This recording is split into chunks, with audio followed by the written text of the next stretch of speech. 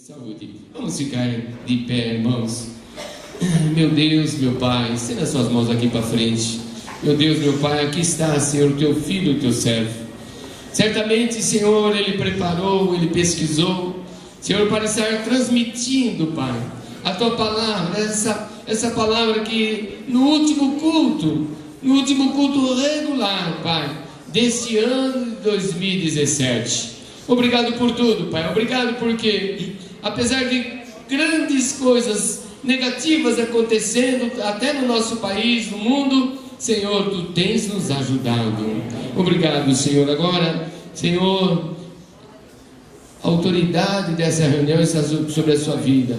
E eu invoco a santa, gloriosa e doce presença do Teu Espírito Santo sobre a vida dele também. Que ele venha falar a palavra, Pai querido. Oh, Pai, que entre nos nossos corações e que saia diretamente do Teu trono. Em nome de Jesus, peço, agradeço e abençoo. Amém, igreja? Amém. Uma salva de palmas bem forte por essa vida, porque essas palmas são para Jesus Cristo de Nazaré.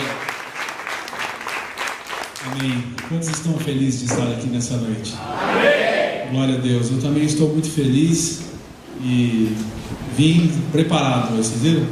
2 Bíblias e um caderno, armado até os dentes, né? Mas eu vou dizer uma frase que eu sempre falo quando eu pego esse telefone, esse microfone. Eu gostaria de pensando no telefone, eu gostaria de viver todos os dias da minha vida como se eu fosse ministrar no final daquela tarde. É o dia que nós mais temos intimidade com Deus. É o dia que nós mais nos entregamos. É o dia que nós mais ouvimos a voz de Deus. E sabe que a minha esposa, ela tem dito que ela se preocupa de um dia eu ser um pastor. Ela se preocupa qual vai ser o chamado e o ministério que Deus tem para mim. Mas hoje, enquanto eu estava buscando a Deus, refletindo, e eu pedi para Ele assim: Senhor,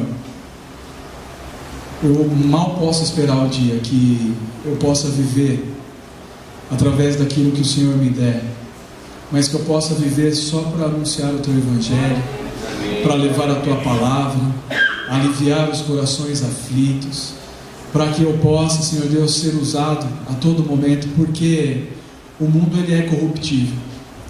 E a todo tempo o diabo, ele vem tentar nos tirar do foco e da presença de Deus. Mas que Deus possa, não só na minha vida, mas na tua vida, cumprir o chamado e o propósito que Ele tem para as nossas vidas. Amém? Amém.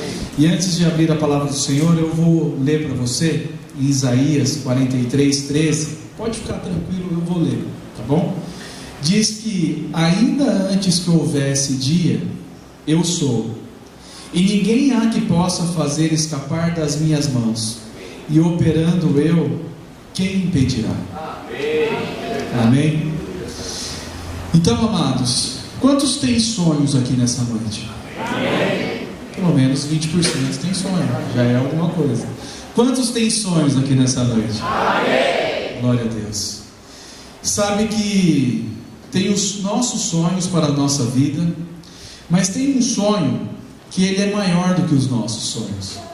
Quando eu falo que independente do propósito de Deus, seja para que for o meu chamado e qual seja o meu ministério, Deus conhece o meu coração e Ele sabe que eu não tenho problema, de verdade, quem me conhece sabe disso também, de servir lavando o banheiro, que eu já fiz isso muitas vezes, fiz em encontros, não tenho problema nenhum com isso. Até acho que às vezes eu sou bem operacional, eu gosto de fazer essas coisas. Ou estar no hospital, estar ministrando a palavra.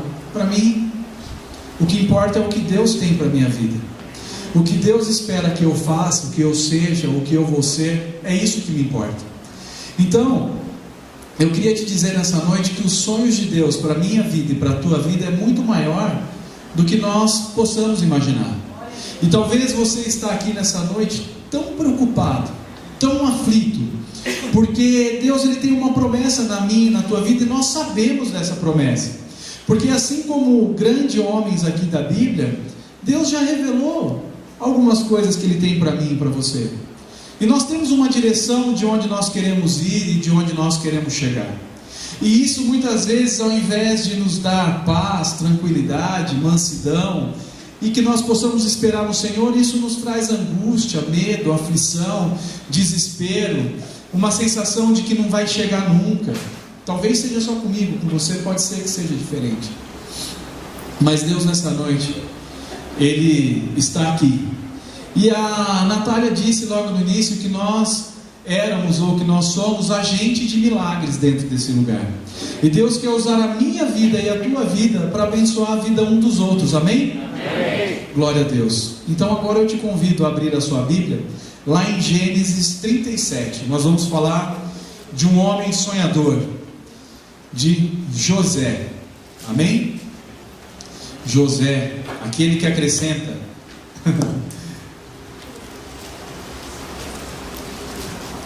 Gênesis é bem facinho de achar, né? Primeiro livro, amém? Todos já acharam? Glórias a Deus. José, ele era filho de Jacó. Nós conhecemos a palavra de Abraão, de Isaac, conhecemos quando chegou Esaú e Jacó. Todos conhecem, de alguma forma ou de outra, talvez não tão aprofundadamente, mas todos já ouviram falar esses nomes que eu estou falando aqui. E Jacó, ele tinha uma família assim como eu e você, e ele, por coisas que aconteceu na vida dele, ele pagou um preço também, Jacó. Ele queria uma esposa, e Labão fez ele trabalhar 7 anos. Falou: você quer? Quero. Então 7 anos você trabalha para mim e você vai ter. E ele queria a Raquel. Só que a Raquel, ela era mais velha, era mais nova. E antes disso tinha que Léia ser casada, que era mais velha. Então, a mesma coisa que ele fez lá atrás com o irmão dele, ele colheu. Então aquilo que nós plantarmos, nós vamos colher. Mas Jacó, diz a palavra do Senhor, depois que aconteceu tudo o que aconteceu, a mãe dele induziu ele a mentir, e ele recebeu a bênção ali do seu pai, ele saiu. E diz o Senhor que ele colocou a sua cabeça sobre um travesseiro bem fofo, uma pedra. E ali ele teve um sonho. E Deus ali revelou coisas grandiosas para ele, e ele não tinha dúvida que ele tinha visto o grande e o Altíssimo, o nosso Criador e Salvador, e que ele tinha visto as coisas do céu. Então, filho de peixinho é. Então, o pai de José, ele já era um sonhador. E José foi o 12º filho. Ele veio com muita luta, muita perseverança, porque, como vocês sabem, naquela época, Jacó se casou com Léia, casou depois com Raquel. E aí eles tiveram alguns filhos. E José foi um milagre, porque a sua mãe, ela era estéril. E se você for pensar, te lembra e arremete a alguma história lá do passado? Então, na nossa vida, nós primeiro precisamos entender quem nós somos em Jesus, e depois entender quem é a nossa família, de onde nós viemos, como nós fomos gerados, o que aconteceu até nós chegarmos aqui, amém? E aí nós entendemos a nossa história, e nós temos a condição de orar, cancelar, repreender, anular, amarrar tudo aquilo que possa nos tirar da presença de Deus, ou que seja maldição na nossa vida, amém? Então, ele tinha uma família grande, talvez não diferente da minha e da tua. Eu sou filho único, mas muitos aqui têm bastante irmãos, né? E talvez sabe o que é ter uma família grande. Eu não experimentei disso, mas eu imagino, porque minha avó teve 9 filhos, e eu tenho quase que a idade da minha tia mais nova, e eu passei bastante tempo com eles, e eu via como que era esse aperto de família grande, amém? Então, José aqui, ele fazia o papel do irmão mais novo. Narra a história do Senhor, que ele, no comecinho fala que às vezes ele entregava os irmãos mais velhos, que ele fazia aquele papel do caçula mesmo. E diz a palavra do Senhor que Jacó, ele não tinha uma predileção, mas ele amava muito Jacó, amava muito José. E aí narra a palavra do Senhor que até ele fez um chocar, né, diferente, colorido para ele. E isso, eu acredito, aqueles que têm mais de um filho, eu queria te chamar essa reflexão, porque eu não consigo acreditar de verdade que um pai prefira um filho. Eu consigo acreditar que os filhos prefiram os pais. Talvez muitas vezes nós colocamos ali que o nosso pai ama mais o nosso irmão ou ama menos a gente, mas o quanto nós procuramos o nosso pai, talvez essa seja a diferença. E perceba também que sempre aquele que dá um pouco mais de trabalho, ele é o mais queridinho, aquele que fica mais doentinho, aquele que a família tem mais cuidado com ele. E diz a palavra do Senhor aqui, nós vamos ler agora, no versículo 2, no 37, que quando José era jovem, 17 anos, cuidava das ovelhas e das cabras, junto com os seus irmãos, os filhos de Bila e de Zilpa, que eram mulheres de seu pai. E José contava ao pai as coisas erradas de seus irmãos.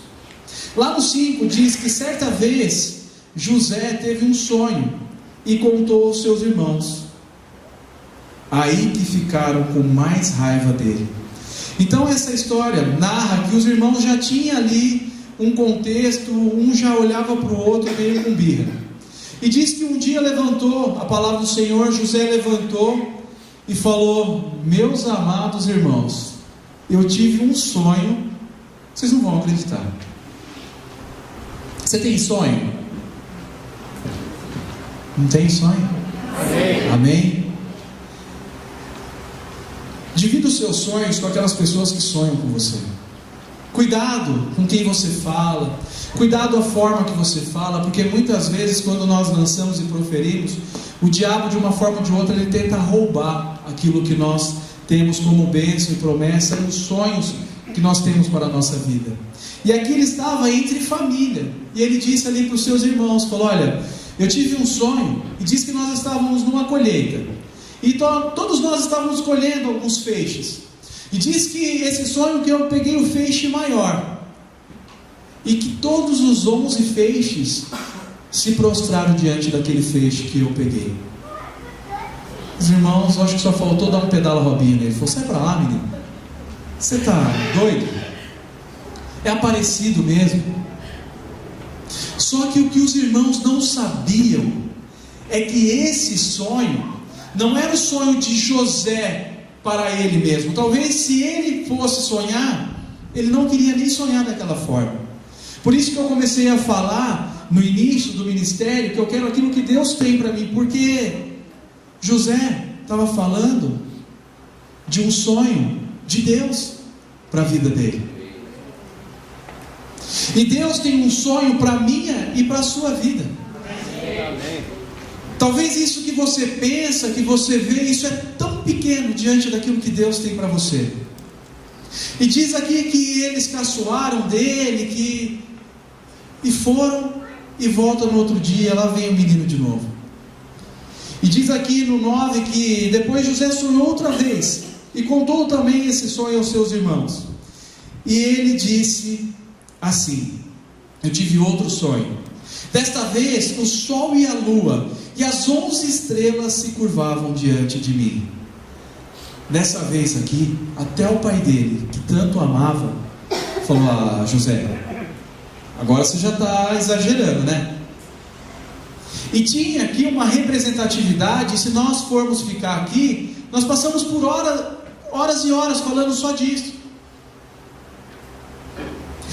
Mas isso fez com que as pessoas sentissem inveja dele. Os sonhos de Deus para a sua vida produzem em outras pessoas sentimento de inveja, sentimentos que não são bons. E diz a palavra do Senhor aqui que eles se pasmaram diante dessa revelação, desse sonho, mas não acreditaram. Talvez as pessoas não acreditam naquilo que Deus tem para você, assim como você também não acredita, porque nós passamos por situações na nossa vida muitas vezes que nós não entendemos. Hoje Deus me levou a quando eu tinha 13 anos. E eu não quero que você chore por uma história triste que eu vou contar. Eu quero que você chore por aquilo que Deus vai ministrar ao teu coração. Porque Deus só vai usar a minha história para te fazer lembrar da tua. Que talvez você tenha uma tão difícil quanto a minha. Quando eu tinha 13 anos, o meu pai teve um aneurisma cerebral. E eu com 13 anos, lá no Maracanã, coloquei o meu pai dentro de um carro, que eu já dirigia, no sítio era comum isso, e trouxe o meu pai para o hospital, e mal sabia eu que era a última vez que eu ia ter com ele. E ali naquele dia, diante daquela dificuldade, Deus semeou no meu coração um sonho. E eu tinha um sonho de salvar vidas, de fazer pelas pessoas aquilo que fizeram pelo meu pai. Obrigado. Ainda com 13 anos. E eu vi ali o meu pai chegar morto naquele lugar.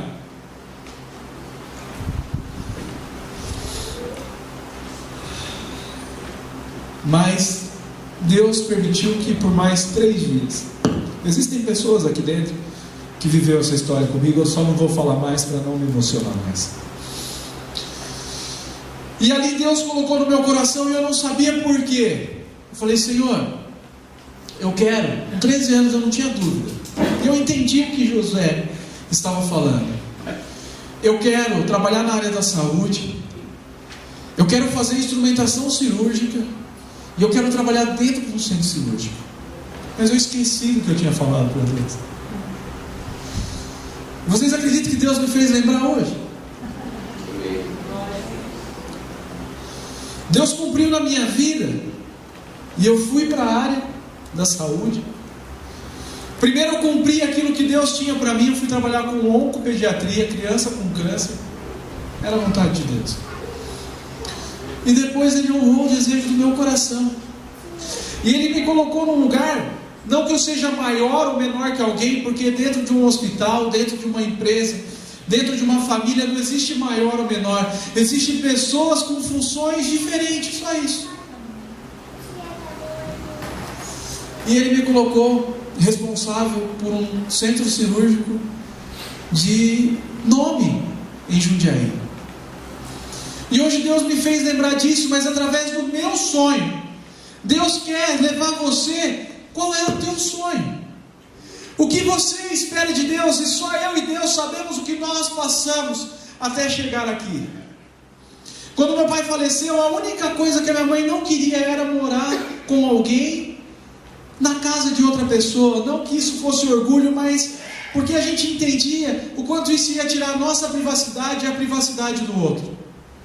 E um dia minha mãe subiu aqui no morro do ginásio, 2, 3 semanas depois que meu pai morreu, falou: Senhor, se eu posso te pedir algo, prepara para mim um cômodo para o Senhor, para que eu possa com dignidade viver com meu filho. E eu estudava numa escola no Maracanã, e tinha um diretor lá que eu nem tinha amizade com ele, pelo contrário, eu acho que eu dava até um pouco de trabalho para ele, ele nem queria me ver. E a minha mãe foi lá e falou assim: Donizete, se o Fabiano voltar para a escola, ele tem chance de terminar o ano, porque eu queria parar de estudar. Aquilo que Deus colocou no meu coração, aquilo que Deus ia fazer, Satanás já estava tentando roubar da minha vida. E ele faz o mesmo na tua. Aquilo que era um desejo que eu queria ser, ele já colocou no meu coração que eu deveria parar de estudar.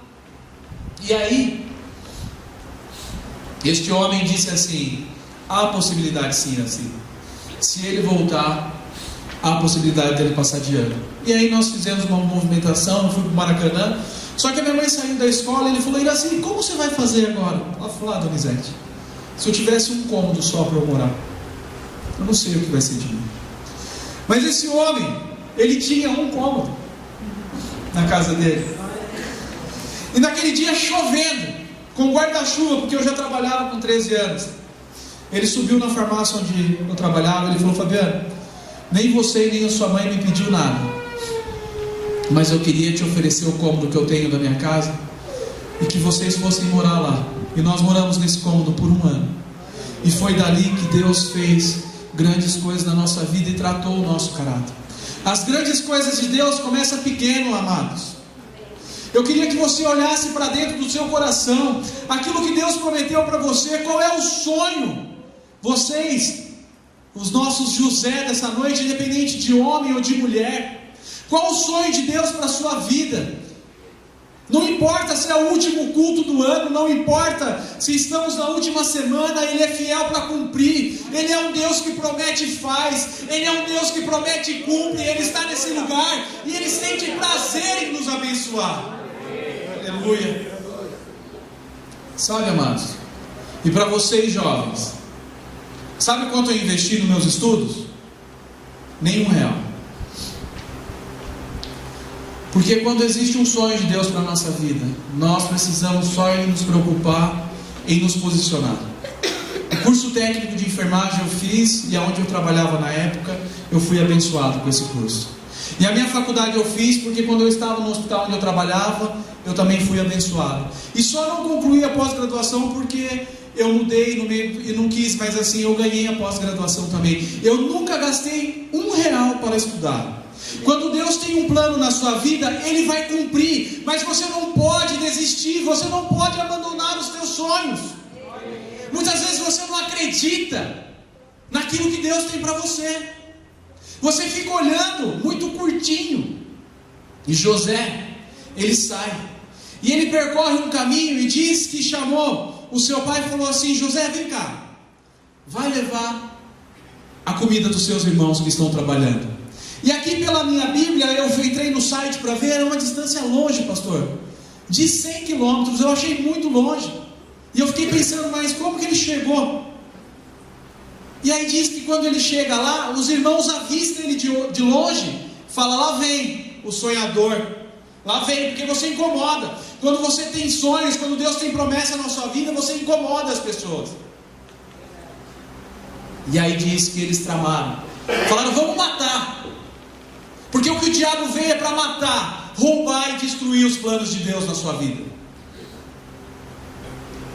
E ali teve um deles, dos 12, que falou: não, ele sentiu pena de José, falou: vamos pôr ele aí numa cova aí, deixa isso para lá.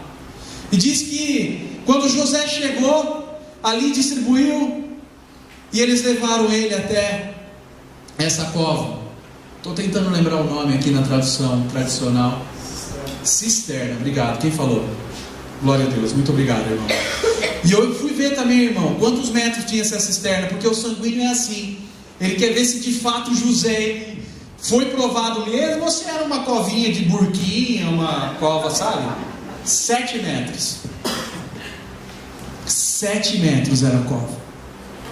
E existem situações na sua vida que você tem que ir para a cova. Você tem que bater o pé no chão e não ter mais nada para se agarrar dos lados, e olhar para cima e só ver o Criador e o Consumador, para que você possa entender de fato quais são os sonhos de Deus para a sua vida. E diz que estavam passando alguns homens ali que comerciavam, faziam comércio de escravo. E talvez, agora o Fabiano falando, jogaram uma corda, puxaram ele falou: opa, até que enfim, meu, que brincadeira chata essa de vocês, hein? Quase que eu acreditei. E aí os irmãos dele venderam ele. E depois ele foi para um lugar onde Potifar compra José. Mas quando você tem promessa de Deus, veja como as coisas acontecem na sua vida, porque ele começa limpando o chão e daqui a pouco ele já é um mordomo. Porque quando Deus tem uma promessa na sua vida, você pode até começar de baixo, porque você precisa passar por todos os processos, mas assim, vai ser rápido. Basta você se dispor, mas você não quer, muitas vezes. Você não quer limpar o chão, você não quer limpar o banheiro, você quer começar de cima. E aí, que bom, ele estava lá, tudo tranquilo, os irmãos tinham vendido ele já tinha conseguido conquistar alguma coisa, mas olha só, vem uma outra tentação, que talvez seja a tua tentação nessa noite. A esposa de Potifar. Diz a palavra do Senhor que José era bonita. Não sei se usava gravata ou não, mas era bonita. E aí, a esposa de Potifar queria José. E ele venceu, ele correu e fugiu. Mas numa dessas tentativas, ele deixou a sua capa. E talvez quando ele chegou, ele falou: Senhor, venci mais essa, hein?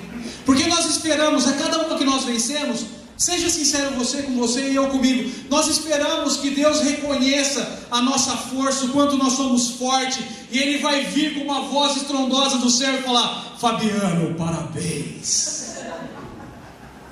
Não é assim? Eu às vezes espero isso. E diz que ali no seu quarto bate, e ali está Potifar, seus guarda-costas, e ela falou: ele tentou me violentar. Sabe, amados, uma fofoca, um boato, aquilo que você fala sem ter certeza, cuidado com o que você fala, porque isso pode produzir na vida das pessoas situações terríveis. E eu estava hoje ouvindo algumas ministrações, e teve uma delas que eles falaram que eles comparam a um travesseiro de penas que você espalha e depois de 3 dias você volta e tenta pegar todas as penas. Alguma dessa coisa vai ficar no ar. E ali por 2 anos, lá vai José de novo, preso. Só que agora ele vai preso, eu acredito, porque se você ver a vida de José e a nossa, você vê alguma diferença das dificuldades que ele passou? Eu não vejo, de verdade. E eu acredito que entrar numa cela daquela forma que ele ia entrar, com uma acusação tão difícil como aquela, como o estuprador, como alguém que violentou, como que foi para ele? Quantas dificuldades ele passou lá dentro? Ei, Fabiano, mas você não sabe o que eu estou passando, você não sabe o que eu estou vivendo. Mas Deus sabe, Deus conhece, e é Ele que tem um plano para a sua vida, não sou eu.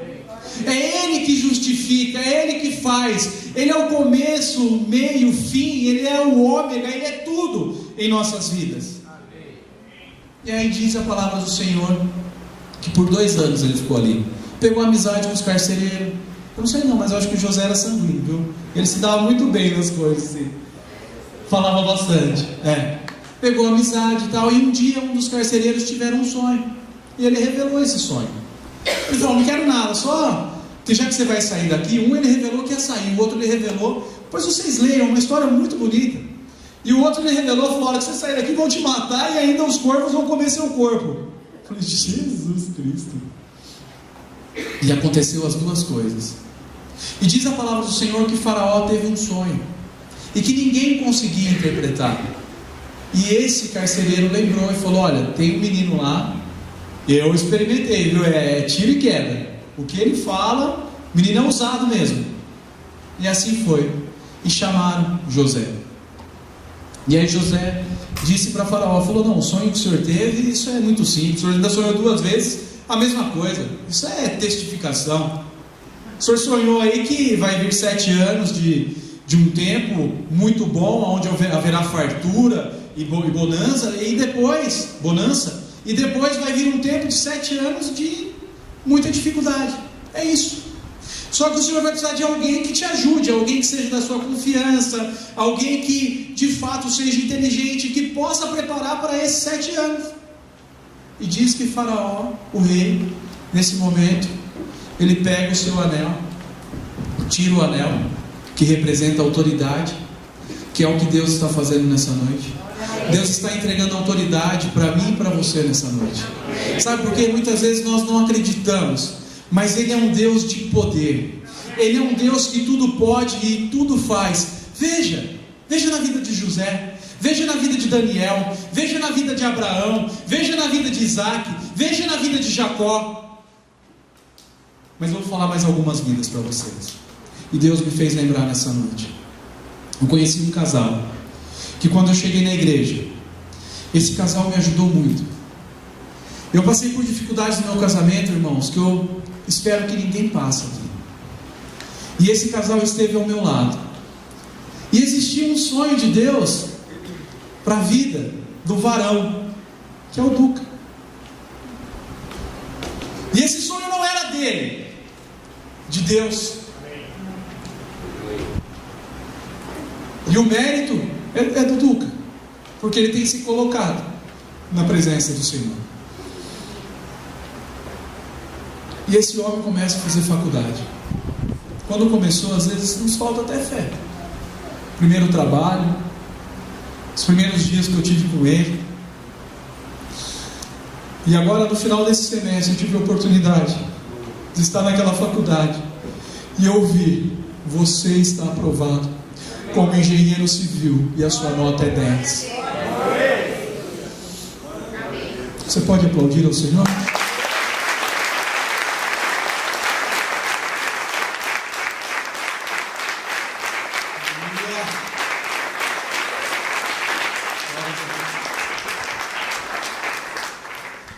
Eu conheci um homem e uma mulher nesse tempo,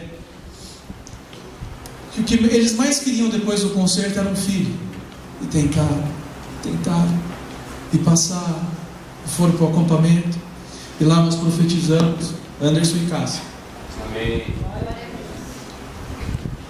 E no próximo ano, vem a filha da promessa, a qual nos dá tanta alegria, a qual é tão especial, tão inteligente, uma criança tão abençoada. E aconteceu com ele um acidente terrível. Para quem não conhece, o Anderson quase perdeu o braço. Nós choramos. Muitas vezes nós entendemos. Talvez aquelas pessoas não entenderam quando José foi vendido. Não entenderam, talvez aquele pai não entendeu quando aquele filho saiu e achou que ele estava morto. E eu não entendi aquilo. Eu orei, não murmurei, estive com eles. E eu vi Deus fazer a restauração do braço, a restauração do casamento e abençoar com uma casa. E eu vejo hoje eles vivendo a plenitude das bênçãos do Senhor. Glórias a Deus. Eu estou falando de José, que vocês conhecem. E Deus me fez lembrar de uma outra história. Conheci uma irmã por nome de Juraci, que um dia ela disse que passou uma dificuldade muito grande com a sua filha. Teve uma enfermidade na visão. E ali eles foram para médico, foram para hospitais, e fez a cirurgia, e aconteceu, e o médico que vai, o médico que vem, e ficou um ponto que ninguém sabe quem tirou esse ponto, e não sabe mais quem é o médico, mas o que sabe é que eu vejo telas pintadas pela mão dessa mulher. Eu vejo o que Deus tem feito através da vida dela. Mas ainda existia um grande sonho. Ela queria ver o filho dela aqui na igreja. Ela queria ver a restauração do casamento dele. E aqui está um casal abençoado, restaurado, transformado e sendo usado pelo poder de Deus. Sabe, amado, eu fiz questão de falar dessas pessoas. E desculpe se eu não citei a sua história, mas eu lembrei de todo mundo. Eu lembrei do Xande, de quando eu fui visitar, enquanto ele ainda pagava aluguel. Não sabia como ia mudar, como que ia fazer. E ali, inexplicavelmente, o Xande muda, está lá na casa dele, tem vivido dias de dificuldade, mas de muita graça e poder de Deus sobre a vida dele. Lembrei da vida do Tiago, da vida do Ailton. Cada um desses que nós passamos, o início da história e da carreira. Cada um aqui tem um testemunho e é um José. E que Deus fez muita coisa nas nossas vidas. A vida do Célio. Então, isso é só para você pensar um pouco. Quando você fala assim: eu não tenho visto o poder de Deus, viu? A igreja está fria. Nossa, Deus não é mais como Ele era com José, com Abraão. É sim.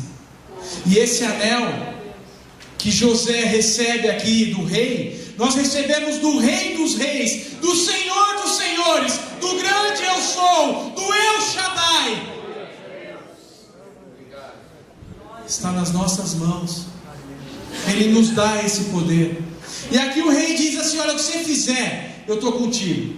O que você fizer, estamos juntos. E diz a palavra do Senhor que nesses 2 anos de início da dificuldade, as primeiras pessoas que José teve a oportunidade de abençoar foram aqueles que te amaldiçoaram. Sabe, amados, muitas vezes nós olhamos para a situação e muitas vezes nós nos achamos ainda dignos de falar assim: isso eu não perdoo. Nesse Natal Deus me deu a oportunidade de um grande concerto. E Ele tem me dado, porque eu tenho pedido para Ele. E eu não quero ficar parado no tempo, e não quero te ver parado também. O que tem te prendido? O que tem te amarrado? Porque Deus tem para você uma família abençoada, um casamento abençoado, uma empresa abençoada, um trabalho abençoado. O que tem te prendido, meu querido? O que tem te impedido de viver as promessas do Senhor na sua vida? Sabe? Deus sente prazer em nos abençoar. E José, ele até inventou uma história, que ele queria conhecer o irmão dele mais novo, Benjamim. Amados, esqueça isso. O bem maior que você tem é a sua família. O bem maior que você tem é a sua família. Esposa, é a sua esposa, o seu esposo, os seus filhos. A sua família é o bem maior que você tem. E eu tive a oportunidade ainda, nessa semana, de conhecer a história de um grande homem, chamado Giovanni.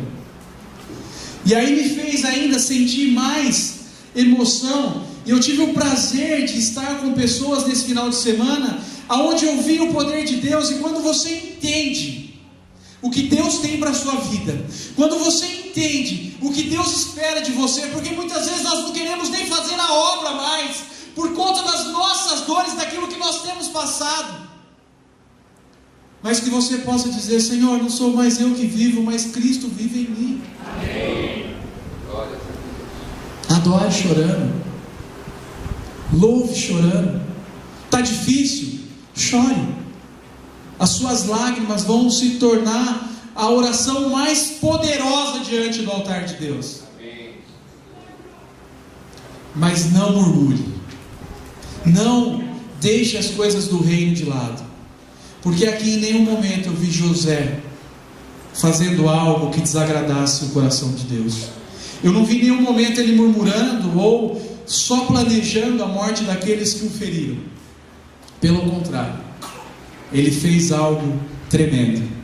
Na primeira oportunidade ele falou: leva comida para quem está passando fome, deixa um aqui para garantir que vão vir todos, porque eu quero todos do meu lado. E mandou chamar o pai dele. E o rei falou: seu pai? Meu Deus do céu, você é pai de José? Não, você é amigão meu. Você é amigão meu. Você é amigo de Jesus? Ah, que é isso? É o nome que está acima de todos os nomes. É o único nome que tem poder sobre a terra, sobre o céu. E não tem nome acima desse nome, não há outro nome.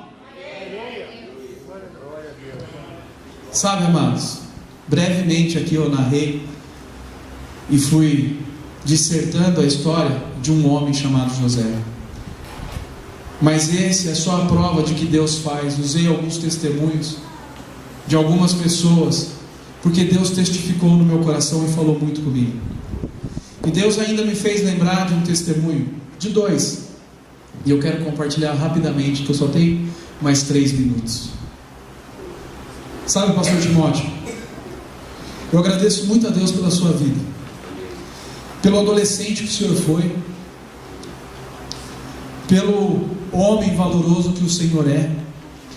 E nós sempre ouvimos aqui algumas histórias, ou seja, das primeiras vezes que o Senhor entregou o dízimo, da dificuldade que o Senhor passou junto com a sua família, talvez por questão financeira. E ouvimos também as vitórias através da Donep, através da CDL e tantas outras coisas que o Senhor te proporcionou. Mas Deus me mostrou tanto mais nessa tarde, pastor. Sabe, eu sei que ainda há sonhos no seu coração, que ainda existem coisas que o Senhor vai te abençoar muito, que o Senhor quer fazer. Amém. Porque o pastor Timóteo, além de pastor, ele é um grande evangelista. É uma pessoa que nós sentimos prazer em estar com ele. Ele tem uma estratégia de ganhar almas. Eu já ouvi cada testemunho de cada vida que ele ganhou para Jesus através daquilo que Deus usa na vida dele. E eu sei que ele tem um sonho de levar ainda mais esse evangelho. E eu creio que grandes coisas Deus vai fazer através da sua vida e vai nos abençoar através da sua vida. E Deus me fez pensar e lembrar também com muita saudade do pastor Eli. Sabe, nós temos que dar honra a quem tem honra. E nós temos José aqui. Porque assim, foi fácil, pastor? Tenho certeza que não foi. Mas eles não desistiram. E eles estão aqui, sabe? Nós vimos tudo que o pastor Eli passou. Eu vivi com ele, passei cada minuto do lado dele. Eu não vi um minuto ele murmurar ou falar algo que fosse contra a palavra de Deus. Então, a todos vocês que são os José da nossa igreja, independente de homem e mulher, eu glorifico a Deus pela tua vida. E gostaria que você desse uma grande salva de palmas ao Senhor. E que essas palmas possam louvar o nome do Senhor. Receba, Senhor, santo, poderoso, digno, fiel, justo, verdadeiro, príncipe da paz. Nós chamamos Pai, nós chamamos Filho, nós chamamos Espírito Santo de Deus. Obrigado, Senhor. Obrigado, Senhor. Obrigado, Senhor. Graças a Deus.